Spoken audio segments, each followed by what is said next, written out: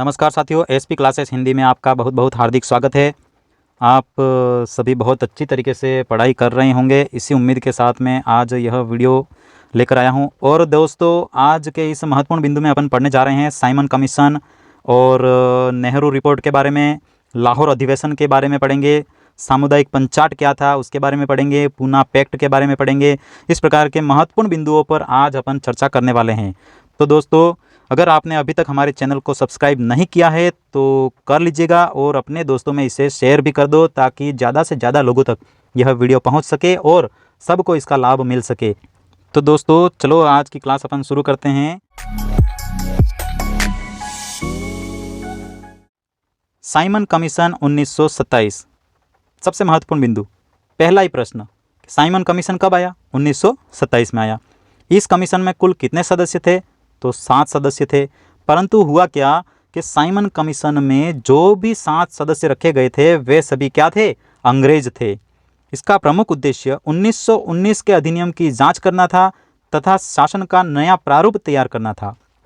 इसमें एक भी भारतीय सदस्य नहीं होने के कारण से इसका भारत में विरोध शुरू हो गया। इस कमीशन ने मई 1930 में अपनी रिपोर्ट पेश की थी। उसकी अगली कड़ी में है दोस्तों नेहरू रिपोर्ट। नेहरू रिपोर्ट जो आई थी 1928 में आई थी। मुंबई में मोतीलाल नेहरू की अध्यक्षता में नेहरू समिति का गठन किया गया।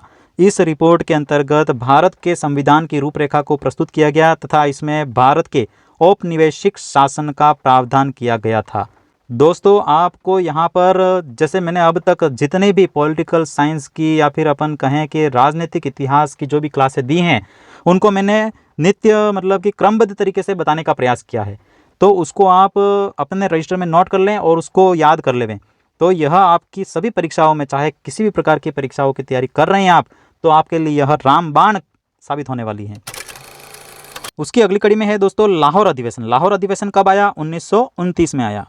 इसकी अध्यक्षता पंडित जवाहरलाल नेहरू ने की थी। 26 जनवरी 1930 को स्वराज दिवस मनाने का निर्णय लिया गया, परंतु साइमन कमीशन का विरोध करते समय लाला लाजपत राय पर क्या हो गया? लाठीचार्ज कर दिया जाता है, जिसके कारण से उनका देहांत हो जाता है और यह जो अधिवेशन होने वाला था वह हो नहीं पाता है।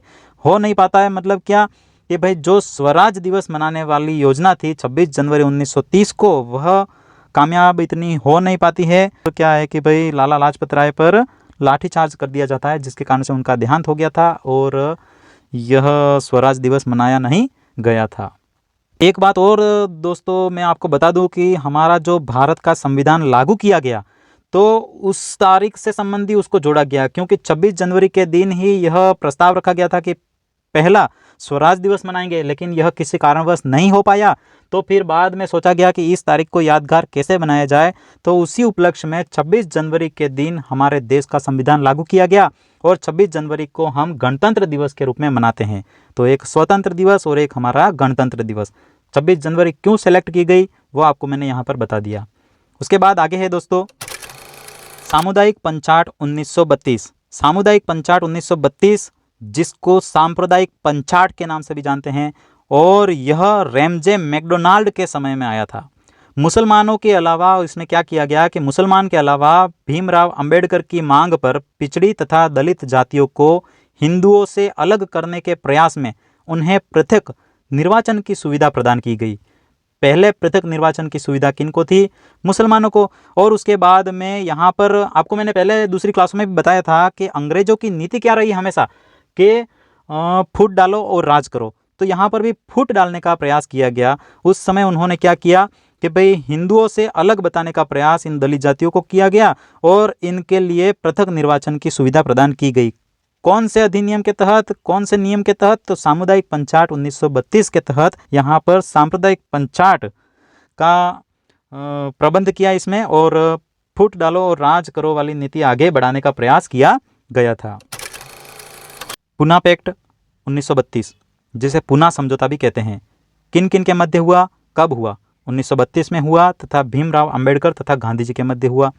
और इस समझौते की मध्यस्थता की थी मदन मोहन मालवीय तथा उसके अन्य सहयोगी नेताओं ने। इस समझौते के द्वारा दलित वर्ग हेतु आरक्षित स्थान के साथ ही संयुक्त निर्वाचन को स्वीकार किया गया। कहा गया कि भाई किसी भी प्रकार के अलग प्रकार के या फिर किसी भी अन्य अलग निर्वाचन की व्यवस्था नहीं होगी, संयुक्त निर्वाचन ही होगा, परंतु उसमें आरक्षित स्थान उनको दिया जाएगा। किसको? दलित वर्ग के लिए आरक्षित स्थान की व्यवस्था कौन से एक्ट के तहत की गई? पुनाप एक्ट 1932 के तहत की गई। और दोस्तों उसके बाद आता है भारत सरकार अधिनियम 1935। आपको पता है भारत सरकार अधिनियम 1935 से संबंधी मैं एक अलग क्लास लेकर आया था पिछले कुछ समय से, तो वह आप बहुत आसानी से पढ़ सकते हैं। और अगर नहीं देखी है तो मैं डिस्क्रिप्शन में उसका लिंक दे दूंगा। तीनों का, जैसे पहले वाली क्लासें हैं 1909 का अधिनियम, 1919 का अधिनियम और 1935 का अधिनियम, इनसे संबंधित सारी क्लासें आप वहां से देख लोगे तो फिर इसमें क्रमबद्ध तरीके से अपन आगे बढ़ पाएंगे। तो चलिए दोस्तों, अब हम लेते हैं विदा। आप पढ़ते रहिए, बढ़ते रहिए। जय हिंद, धन्यवाद।